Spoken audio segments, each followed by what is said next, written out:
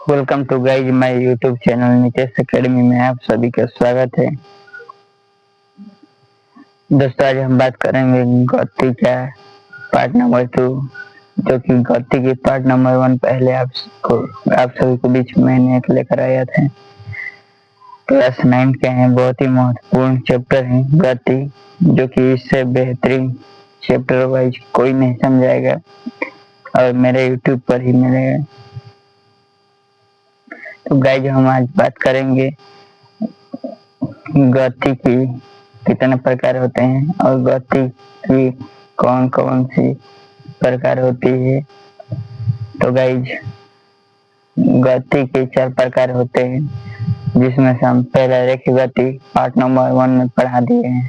Guys आप लोगों को पीछे के बाद बोलना चाहिए, अगर आप चैनल पर नए हैं तो चैनल को जरूर सब्सक्राइब करिए और बेल आइकन को जरूर दबाइए, ताकि हमारी महत्वपूर्ण जानकारी आप सभी के बीच पहुंच सके और परीक्षा के दृष्टि से आने वाली सभी महत्वपूर्ण क्वेश्चन आपके पास पहुंच सके, ताकि अपनी परीक्षा में कोई भी सवाल समझ में आ सके और उसे आसानी से आप हल उसे कर सकते हैं।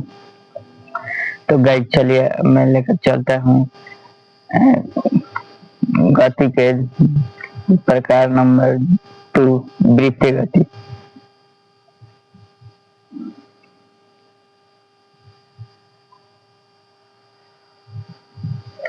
दोस्तों वृत्तीय गति किसे कहते हैं? जब कोई वस्तु वृत्ताकार मार्ग पर गति करते हैं तो उसे वृत्तीय गति कहते हैं। दोस्तों वृत्तीय गति किसे कहते हैं? जब कोई वस्तु वृत्ताकार वृत्तीय गति किसे कहते हैं? तो जब कोई वस्तु वृत्ताकार मार्ग पर गति करता है उसे वृत्तीय गति कहते हैं। उदाहरण के लिए समझते हैं तो उदाहरण के लिए किसी पत्थर को धागे में बांधकर उसे वृत्ताकार घुमाना, किसी पत्थर को धागे में बांधकर उसे वृत्ताकार में घुमाना। मतलब कि दोस्तों आप समझ में आ सकते हैं कि एक जगह आप एक खड़ा होकर हो जाइए और एक पत्थर को एक रस्सी एक धागे में बांध दीजिए और एक जगह खड़ा होकर उसे गोल गोल अपने चारों तरफ होना चाहिए, जो कि उसे आप घुमाएंगे तो वृत्ताकार में घूमेगा। उसे गति कहते हैं, उसे वृत्तीय गति कहते हैं। तो दोस्तों उदाहरण है कि जब कोई वस्तु को वृत्ताकार मार्ग पर गति करता है तो उसे वृत्तीय गति कहते हैं। उदाहरण तो किसी पत्थर को धागे में बांधकर घुमाना इत्यादि। अब गति की तीसरा प्रकार घूर्णन गति किसे कहते हैं? घूर्णन गति जब कोई वस्तु स्थिर अक्ष के परितः वृत्ताकार पथ पर गति करती है तो उसे घूर्णन गति कहते हैं। जब कोई वस्तु स्थिर अक्ष के परितः वृत्ताकार पथ पर गति करते हैं तो उसे घूर्णन गति कहते हैं। जैसे लट्टू की गति इत्यादि। उदाहरण के लिए जैसे दोस्तों हम लट्टू या और मान के चले लट्टू हम नचाते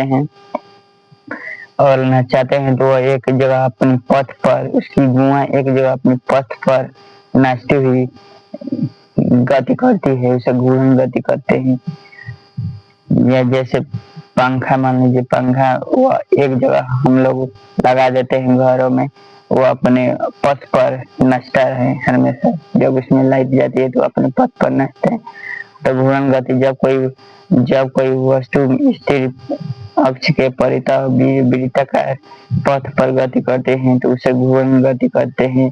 उदाहरण लट्टू की गति इत्यादि। दोस्तों ये घूर्णन गति आप सभी के परीक्षा के दृष्टि से बहुत ही महत्वपूर्ण क्वेश्चन है। ये प्रत्येक वर्ष परीक्षा की दृष्टि से आता है और ये 2-3 नंबर एंड लघु दीर्घ उत्तर में 5 नंबर के आते हैं। चलिए दोस्तों देर न करते हुए आगे की ओर बढ़ते हैं। दोलन गति। गति की चौथा प्रकार दोलन गति। जब कोई वस्तु निश्चित बिंदु की इधर उधर सरल रेखा में गति करते हैं तो उसे दोलन गति कहते हैं। दोस्तों आप लोग समझ गए होंगे दोलन गति किसे कहते हैं। जब कोई एक वस्तु ले लीजिए, वह निश्चित बिंदु पे वस्तु है जो निश्चित बिंदु पर रखा है और इसके उधर और इसके इधर भी उधर सरल रेखा में गति करता है तो उसे दोलन गति करते हैं। जैसे उदाहरण के लिए हम लेते हैं दोस्तों, उदाहरण के लिए हम लेते हैं घड़ी की पेंडुलम की गति।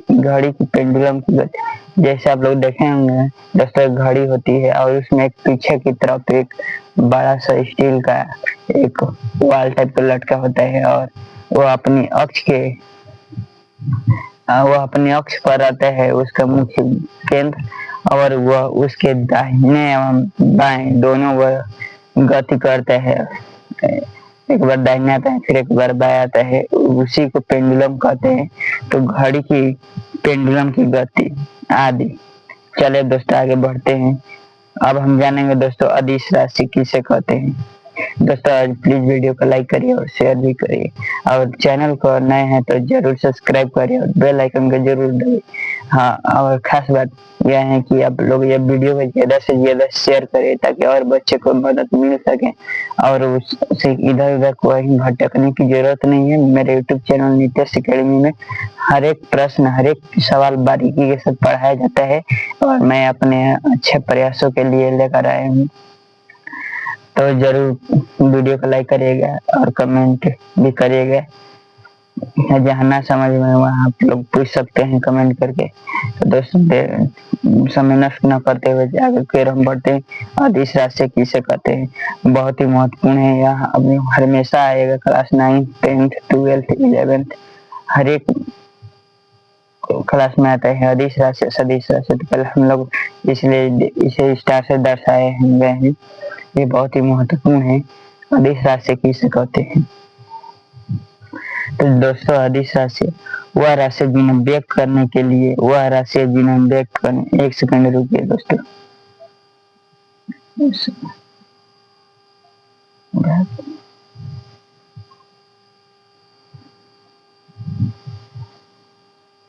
दोस्तों आप लोगों की अब लाइट बढ़ गई है, आप लोगों को पता होगा कि आप लोग बहुत ही मस्त होंगे। दोस्तों अदिश राशि है वह राशि जिन्हें हम व्यक्त करने के लिए केवल परिणाम की जरूरत होती है बल्कि दिशा की नहीं, उसे अदिश राशि कहते हैं। दोस्तों यह एक ऐसी राशि है, दोस्तों अदिश राशि एक ऐसी राशि है जिन्हें हम व्यक्त करते हैं तो केवल उसका परिमाण की आवश्यकता होती है, उसकी दिशा नहीं होती। किसी भी दिशा में नहीं जा सकती है और नहीं इसका हम दिशा ज्ञात भी कर सकते हैं, परंतु यह अदिश राशि है इसलिए केवल इसका परिमाण ही आवश्यक होता है। जैसे द्रव्यमान कुछ आयतन, दूरी मान लीजिए यहाँ से वहां तक ये इसका परिमाण है कि इतना दूरी का है, तो ये परिमाण हो गया। द्रव्यमान इतना द्रव्यमान का है, मान लीजिए कोई वस्तु 11 द्रव्यमान का, 12 द्रव्यमान, चाहे 123 किलोमीटर दूरी हो गया, चाहे 45 सेंटीमीटर क्यूब आयतन हो गया। या कार्य किसी भी हम कार्य करते हैं तो उसका केवल परिमाण होता है, दिशा नहीं होता। कार्य को हम दिशा थोड़ी नहीं दे सकते हैं, कार्य को हम केवल उसका परिमाण ही जरूरत होती है बल्कि दिशा नहीं। अदिश राशि उसे कहते हैं। तो दोस्तों आप लोग समझ गए होंगे कि अदिश राशि किसे कहते हैं। तो वह राशि जिन्हें व्यक्त करने के लिए केवल परिणाम की जरूरत होती है बल्कि दिशा की नहीं, उसे अदिश राशि कहते हैं। एग्जाम्पल के लिए देखे तो द्रव्यमान, दूरी, आयतन। एग्जाम्पल के लिए देखे तो दूरी, द्रव्यमान, दूरी, आयतन, कार्य, शक्ति, तापमान इत्यादि। अब उसी का दूसरा रूप सदिश राशि।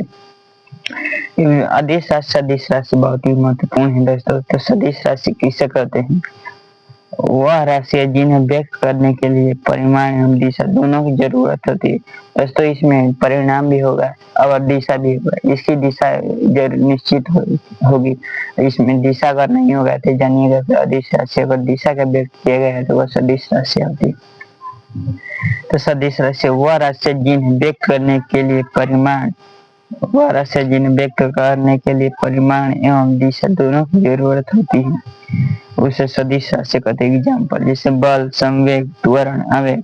बल का एक दिशा होती है, मान लीजिए कि संवेग का त्वरण आवेग वेग वेग इस दिशा की वेग से चल रही है तो इसे वेग जरूरत होती है। सदिश राशि है, सदिश राशि किसे कहते हैं? वह राशि जिन्हें व्यक्त करने के लिए परिमाण एवं दिशा दोनों की जरूरत होती है उसे सदिश राशि कहते हैं।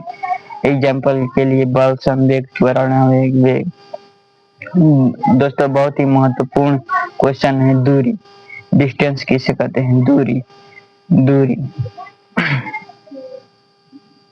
दूरी किसे कहते हैं?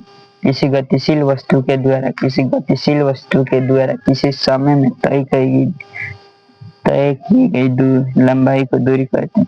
यदि दोस्तों हम रोड पर चलते हैं, सड़क पर चलते हैं तो किसी समय में सड़क पर हम चलते हैं साइकिल द्वारा या मोटरसाइकिल द्वारा, कुछ भी द्वारा हम चलते हैं तो किसी समय कि उसका समय लगते हैं। अगर वह दूरी हम तय करते कि इतना हमने दूरी तय कर दिया है और इतना लंबाई है तो उसी को दूरी कहते हैं। यानी कि समय के साथ उसका लंबाई समय के साथ तय करते हैं और लंबाई होती है उसे दूरी कहते हैं। तो किसी गतिशील वस्तु में नहीं, किसी गतिशील वस्तु के द्वारा किसी समय में तय की गई दूरी को लंबाई कहते हैं। दूरी के महत्वपूर्ण नोट्स और महत्वपूर्ण क्वेश्चन इधर आइए, बहुत ही आपके लिए महत्वपूर्ण है। दोस्तों आप लोग वीडियो में अंत तक बने रहिए, बहुत ही महत्वपूर्ण क्वेश्चन लेकर आए हैं। देखते रहिए मेरे यूट्यूब चैनल निकेश एकेडमी में। और हाँ, ज्यादा से ज्यादा वीडियो शेयर करें ताकि दूसरे बच्चों को भी बहुत हेल्प मिल सके। तो चलिए दोस्तों, दूरी के कुछ महत्वपूर्ण नोट्स, बहुत ही महत्वपूर्ण नोट्स है। पूछेगा कि दूरी को किससे व्यक्त करते हैं? दूरी को डी से व्यक्त करते हैं। दूरी को डी से व्यक्त करते हैं, वो अभी स्मॉल डी से व्यक्त करते हैं। दूरी एक अदिश राशि है। दूरी का मात्रक मीटर होता है। पूछेगा दूरी का मात्रक क्या होता है तो आप लोग याद रखना है, दूरी का मात्रक मीटर होता है। दूरी का सूत्र बराबर चाल गुणे समय होता है। दूरी का सूत्र बराबर चाल गुणे समय होता है। दूरी का सूत्र बराबर चाल गुणे समय होता है। दोस्तों दूरी हो गया। अब चलिए विस्थापन। किसी विस्थापन मान के चलिए अपने भाषा में आप लोगों को परिभाषा समझाता हूँ। विस्थापन का मतलब वो है जिसे हम शॉर्टकट रास्ता अपनाते हैं। जिसे शॉर्टकट कहीं जाना अगर हो तो हमें लंबाई और मोड़ कर जाना होता है, लेकिन किसी गली से हम निकलते हैं तो बहुत ही जल्द पहुंच जाते हैं। इसी को फिजिक्स भाषा में लिखा गया है और इसी को विस्थापन कहते हैं। विस्थापन का मतलब होता है किसी रास्ते को पूरा न चल कर शॉर्टकट रास्ता बनाया जाए, उसे विस्थापन कहते हैं। तो चलिए दोस्तों क्या लिखा गया है देखते हैं। विस्थापन किसे कहते हैं? तो किसी गतिशील वस्तु के प्रारंभिक एवं अंतिम स्थितियों के बीच न्यूनतम दूरी को विस्थापन कहते हैं। दोस्तों जो मैं जो बताया वही है, परंतु ये वैज्ञानिक भाषा में लिखा गया है। किसी गतिशील वस्तु के प्रारंभिक, जहाँ से हम दोस्तों चलना प्रारंभ करते हैं और जहाँ अंत होती है, उनके बीच की जितना न्यूनतम कम से कम दूरी तय करते हैं उसी को विस्थापन कहते हैं। विस्थापन कहते हैं। विस्थापन का नोट्स निम्न है। विस्थापन का नोट्स निम्न है। विस्थापन को एस से व्यक्त करते हैं, कैपिटल ए से व्यक्त करते हैं। एक सदिश दोस्तों, दूरी एक अदिश राशि है लेकिन विस्थापन एक सदिश राशि है। इसका दिशा भी होता है और परिणाम भी होता है। विस्थापन का मान धनात्मक, ऋणात्मक, शून्य तीनों हो सकते हैं। विस्थापन का मान धनात्मक भी हो सकता है, ऋणात्मक भी हो सकते हैं और शून्य भी हो सकते हैं। तीनों में मान हो सकता है। विस्थापन का मान दूरी से अधिक नहीं होता है। विस्थापन का मान दूरी से अधिक नहीं होता है क्योंकि विस्थापन को हमें शॉर्टकट अपनाना होता है और दूरी हमें लंबाई के अनुसार कितना तय की गई दूरी को लंबाई करते हैं। इसलिए विस्थापन का मान दूरी से कम ही होता है। सदैव विस्थापन और दूरी का अनुपात सदैव एक के विस्थापन और दूरी का अनुपात सदैव एक के बराबर या कम होता है। सदैव एक के बराबर या कम होता है। विस्थापन का मात्रक मीटर होता है। दोस्तों दूरी का मात्रक भी मीटर होता है और विस्थापन का मात्रक भी मीटर होता है। तो दोस्तों आज की वीडियो में बस इतना ही। अब नेक्स्ट गति के पार्ट नंबर 3 में हम लोग मिले देखेंगे कि आगे कौन सा टॉपिक आ रहा है। और दोस्तों मैंने उम्मीद करता हूँ कि आप लोग समझ गए होंगे, मैंने बैरिकी के साथ बहुत ही महत्वपूर्ण जानकारी दी। और ऐसे ही वीडियो देखने के लिए मेरे चैनल को सब्सक्राइब करिए। मेरा चैनल है नितेश अकेडमी। और आप सभी को बहुत बहुत धन्यवाद। आप सभी का भाग्य बहुत उज्जवल हो और आपकी मेहनत आपको एक दिन और अवश्य रंग दिखाएगा। तो दोस्तों अब मेरे वीडियो में अंत तक बने रहने के लिए धन्यवाद। और चैनल पर नए हैं तो चैनल को सब्सक्राइब करिए, बेल आइकन को जरूर दबाएं ताकि ऐसा ही वीडियो आपके पास प्रत्येक क्वेश्चन का संपूर्ण जानकारी मिल सके कि परीक्षा की दृष्टि से कैसा क्वेश्चन आएगा कैसा नहीं। चलिए दोस्तों आज की वीडियो में इतना ही। बहुत बहुत धन्यवाद मेरे साथ जुड़े रहने के लिए।